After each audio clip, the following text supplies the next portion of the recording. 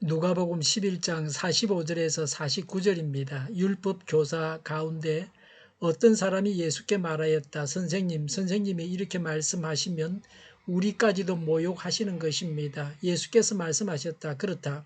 너희 율법 교사들에게도 화가 있다. 너희는 지기 어려운 짐을 사람들에게 지우면서 너희 자신은 손가락 하나도 그 짐에 대려고 하지 않는다. 너희에게 화가 있다. 너희는 너희 조상들이 죽인 예언자들의 무덤을 세운다. 그렇게 함으로써 너희는 너희 조상들이 저지른 소행을 정언하며 찬동하는 것이다. 너희의 조상들은 예언자들을 죽였는데 너희는 그들의 무덤을 세우기 때문이다. 그러므로 하나님의 지혜도 말하기를 내가 예언자들과 사도들을 그들에게 보내겠는데 그들은 그 가운데서 더러는 죽이고 더러는 박해할 것이다 하였다. 아멘.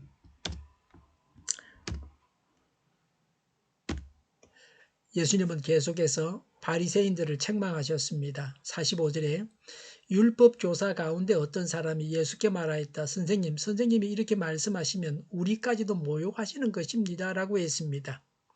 율법 교사는 서기관이라고도 하고 율법사라고도 합니다. 율법 교사가 바리새인에 대한 책망을 듣고 모욕감을 느낀 것은 당시 율법 교사들의 대부분이 바리새인에게서 배출된 까닭입니다. 면전에서 예수님의 말씀을 확인하려고 했습니다. 자신들은 예수님으로부터 칭찬을 받으리라고 생각했던 것 같습니다. 46절에 예수께서 말씀하셨다. 그렇다. 너희 율법 교사들에게도 화가 있다라고 하셨습니다. 예수님은 그 바리새인의 말에 분명하게 대답하셨습니다. 예수님은 말을 돌리거나 변명하거나 그렇게 하지 아니하셨습니다. 정면으로 충돌하셨습니다. 악인과는 정면 충돌해야 합니다. 사람 앞에서 듣기 좋은 소리만 해서는 안 됩니다. 말을 이랬다가 저랬다가 변덕을 부리면 안 됩니다. 성경은 이렇게 말합니다지 뭐 성경이 이렇게 말하고 저렇게 말하고 어디 있습니까? 성경은 동성애를 뭐라고 말하는지 우리는 분명히 알고 있습니다. 거기다가 토를 다는 것은 이단이고 마귀가 하는 짓입니다. 율법 교사들의 문제와 율법 교사들이 저주를 받은 이유입니다. 46절에 너희는 지기 어려운 짐을 사람들에게 지우면서 너희 자신은 손가락 하나도 그 짐에 대려하지 않는다고 했습니다. 무거운 짐은 율법 자체를 말하는 것은 아닙니다. 율법 교사들이 자의적으로 해석하여 만든 각종 까다로운 규범과 의식법입니다. 율법 교사들은 율법 외에도 613개 조항이나 되는 규례를 만들어서 백성들에게 지키도록 강요했습니다. 율법 교사들은 모세의 율법에 자신의 뜻을 첨부하여 더 엄하게 해놓고 백성들을 괴롭혔습니다. 그러나 자신들은 교묘한 방법으로 피하며 지키지 않았습니다. 남에게 짐은 지우면서도 자신들은 그 짐을 지려고 하지 않았습니다.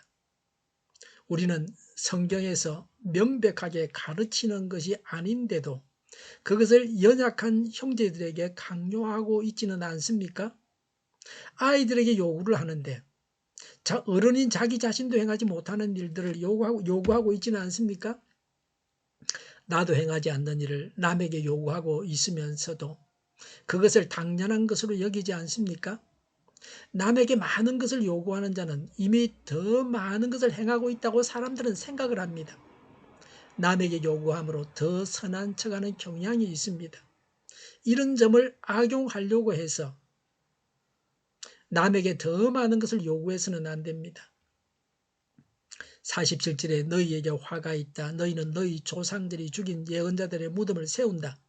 48절에 그렇게 함으로써 너희는 너희 조상들이 저지른 소행을 정언하고 찬동하는 것이다. 너희의 조상들은 예언자들을 죽였는데 너희는 그들의 무덤을 세우기 때문이다라고 했습니다. 율법교사들은 선지자들을 존경하는 표시로 그 무덤을 쌓았습니다. 그러나 선지자들을 죽인 자기 조상들의 죄를 회개하거나 그 선지자들이 외친 말씀들을 들으려는 마음에서 무덤을 쌓은 것이 아닙니다. 단지 자신들의 경건을 나타내는 거칠애였습니다. 자신들은 조상들과 달리 선지자를 존경하고 선지자의 자치를 물려받은 자들처럼 가장했습니다. 자신들의 죄악을 회개하기는커녕 숨기려는 술책이었습니다. 우리 자신은 종교교역자들이나 한국교회 초창기 신자들의 이름을 덜먹이면서 그들의 전통을 이어받는다고 하지만 그들의 성경에 대한 열정이나 하나님과 함께하는 삶은 전혀 본받지 않고 있지는 않습니까? 신앙 선배들의 전기를 읽으면서 예수님과 말씀에 대한 사랑을 배우지 않겠습니까? 위선자들의 실상에 대해서 말합니다. 49절에 그러므로 하나님의 지혜도 말하기를 내가 예언자들과 사도들을 그들에게 보내겠는데 그들은 그 가운데서 더러는 죽이고 더러는 박해할 것이다 하였다고 했습니다. 하나님의 지혜는 구약 성경을 말합니다. 예수님 당시에 있던 성경입니다. 내가 예언자들과 사도들을 그랬습니다. 예언자와 사도는 하나님의 종입니다. 하나님은 선지자와 사도들을 보내셔서 자신의 백성을 자신에게 돌아오도록 하셨습니다. 하나님은 하나님을 배척하는 사람들에 의해서 박해를 받을 것을 알고 계시면서도 오래 참으시면서 자신의 종들을 보내셨습니다. 오늘 나는 어디로 보내심을 받았습니까? 나를 경멸할 것을 두려워하여 그리스도인인 것을 드러내지 못하는 것은 아닙니까? 그들의 실상은 당대의 의인이었던 세례 요한을 죽였을 뿐만 아니라 메시아이신 예수님마저 음해하고 종국에는 예수님을 죽였습니다. 불필요한 짐을 남에게 지우지 말아야 합니다. 남에게 더 많은 것을 요구하는 것이 경건이 아닙니다. 요새는 차별금지법, 평등법이라 그래가지고 말도 안 되는 걸 가지고 사람을 죄인으로 만들고 얽어매려고 하고 있습니다. 마귀들이 덕실거리고 교회를 핍박하고 하나님을 대적하고 있습니다. 자신이 하나님 앞에서 진실하게 사는 것이 경건입니다. 하나님 앞에서 죄악을 회개해야 합니다. 경건한 척하면서 죄악을 은폐하는 위선적인 죄악까지 회개해야 합니다. 기도하겠습니다. 불필요한 짐을 남에게 지우지 않겠습니다. 하나님 앞에서 진실하게 경건하게 살아가게 하옵소서. 하나님 앞에서 죄악을 회개합니다. 경건한 척하면서 죄악을 은폐하는 위선적인 죄악까지 회개합니다. 교회를 정화시키고 마귀에게 점령된 교회를 온전케 하시며 성결한 교회로 세워주시옵소서. 오늘보다 내일이 더 낫게 하옵소서. 교회가 분열되지 않고 하나가 되게 하여 주시옵소서. 교회 안에 들어온 악의 세력들을 뿌리 뽑아 주시옵소서. 모든 언론이 제 역할을 다하게 하옵소서. 정의가 강물처럼 흘러가게 하여 주시옵소서. 하나님을 대적하는 법을 만들지 않게 하시며 있어야 할 법을 폐기하지 않게 하여 주시옵소서. 코로나19가 물러가고 전 세계적으로 백신을 신속하게 대량 생산해서 충분히 공급하고 치료제가 나오고 갇힌 생활이 끝나게 하여 주시옵소서.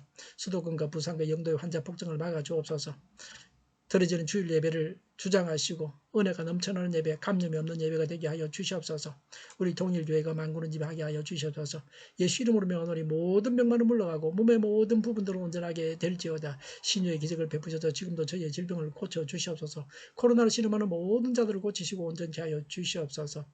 교회와 나라를 고치시고 잘못된 것을 제거해서 성결하게 하여 주시옵소서. 저희와 교회와의 나라의 민족을 불쌍히 여겨 주시옵소서. 교회와 나라의 지도자 복을 허락하여 주시옵소서. 하나님께서 기뻐하시는 교회와 나라가 되게 하여 주시옵소서. 늘 맑은 공기를 마실 수 있게 하여 주시옵소서. 공부하는 학생들에게 지혜를 다하셔서 앞서가게 하시며 합격의 영광을 누리게 하여 주시옵소서. 지도자들이 하나님 앞에서 바로 서게 하시며 잘못된 것을 바로 잡아서 온전하게 하여 주시옵소서. 좋으신 하나님을 찬양하면서 예수님의 이름으로 기도하옵나이다. 아멘.